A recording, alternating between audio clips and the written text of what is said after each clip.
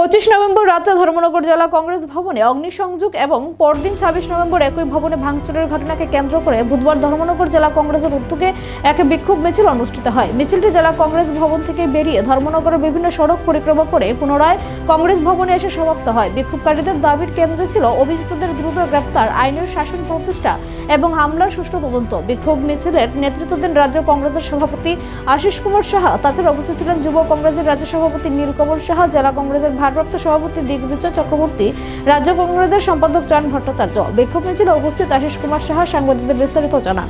প্রশাসনের করা নজরদারির মধ্যে শান্তিপূর্ণভাবে শেষ হয় জেলা কংগ্রেসের এই বিক্ষোভ মিছিল।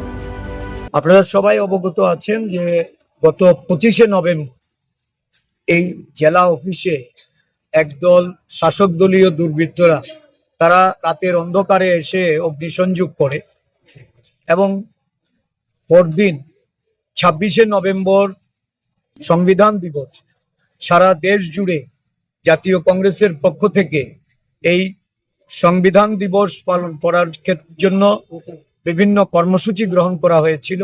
এখানেও সংবিধান দিবসকে সংবিধান বাঁচাও দিবস হিসাবে উদযাপন করার লক্ষ্যে একটা আলোচনা সভার আয়োজন করা হয়েছিল।